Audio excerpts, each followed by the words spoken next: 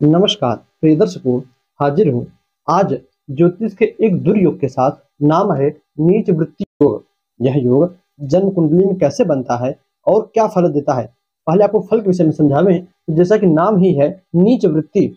नीच वृत्ति यानी ऐसा जातक जो है अपनी आजीविका चलाने के लिए नीच कर्मों को, जैसे चोरी हो गया, मांस बेचने का काम, या जो है जो कर्म नहीं करना चाहिए उन कर्मों को करके अपनी आजीविका चलाता है। ऐसा जातक किडनैपिंग या अपहरण, कुछ भी आप समझ लीजिए, जिन कर्मों को नहीं करना चाहिए उसको करके अपनी आजीविका चलाता है, ऐसा जातक जिसकी कुंडली में यह योग बने। अब देखिए, एक बात आपको ये भी बताते चलूं कि जरूरी नहीं है कि जिसकी कुंडली में यह योग बने आपके देखने में वह जातक बहुत बड़ा बिजनेसमैन हो, कहीं और से इनकम करे, तो आप कह दो कि यह योग गलत है। ना, हो सकता है चोरी छुपे, किंतु वह जातक नीच कर्मों को अवश्य करता होगा।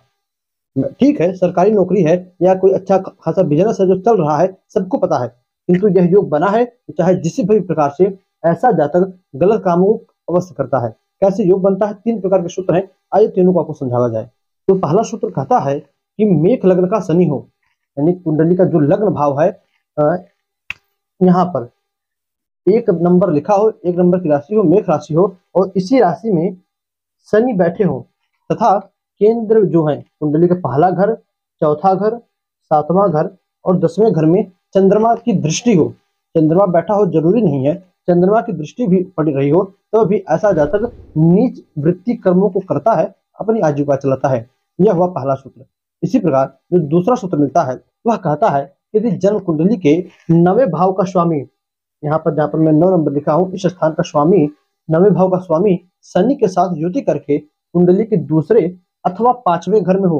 देखिए, 9वें भाव का स्वामी शनि के साथ युति करके कुंडली के दूसरे अथवा 5वें भाव में हो, अथवा 9वें भाव का स्वामी किसी भी पापक ग्रह के साथ 6ठे भाव में बैठा हो। तो याद रखिए, 9वें भाव का स्वामी किसी भी पापक ग्रह के साथ 6ठे भाव में बैठा हो, अथवा 9वें भाव का स्वामी शनि के साथ युति करके दूसरे और 5वें भाव में बैठा हो, तब भी जातक नीच वृत्ति कर्मों को करता है। इसी प्रकार जो तीसरा सूत्र है वह कहता है कि जन्म कुंडली में चंद्रमा 10वें घर में बैठा हो। अपनी कुंडली देखिए आप, कुंडली में चंद्रमा 10वें घर में बैठा हो, तथा 8वें भाव में पापक ग्रह बैठे हो, तथा दूसरे 5वें और 9वें घर में, दूसरे 5वें और 9वें घर में शनि पापक ग्रहों के साथ युति करके बैठे, तो अभी कुंडली में नीच वृत्ति का योग बनता है। दर्शकों, यह 3 सूत्र थे। इन तीनों को देखिए, यदि किसी जातक की जन्म कुंडली में यह तीनों में से एक भी सूत्र बन रहा हो तो वह चाहे जैसे भी चोरी छुपे या लोगों के ज्ञान में रहते हुए पाप कर्मों को करके अपनी आजीविका चलाता है।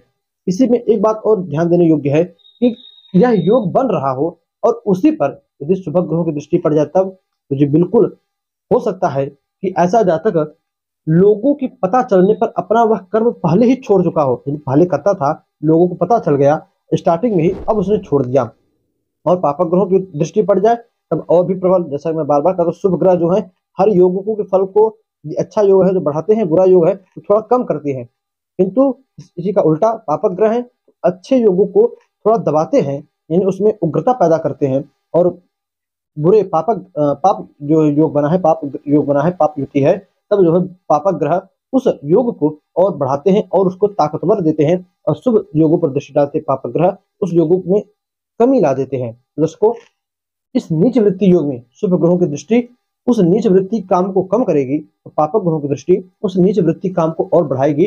और भी समझिए आप, धड़ल्ले से लोगों को पता चल रहा है तो पता चलने दो, मुझसे कोई मतलब नहीं, इस प्रकार का जातक सोच रखता है और इस कर्मों को करता है। तो आप कुंडली देखिए, अपनी अपने बच्चों की, या जो भी आपके पास कुंडली देखिए कि कुंडली में यह योग बन रहा है और यह योग कितना सिद्ध है, तथा इस योग के विषय में आपको कुछ कहना है तो कमेंट में आपका स्वागत है। तो दर्शकों, बस आज के लिए इतना ही। याद दीजिए, पुनः से मुलाकात होगी किसी नई वीडियो में नए टॉपिक के साथ। तब तक के लिए नमस्कार।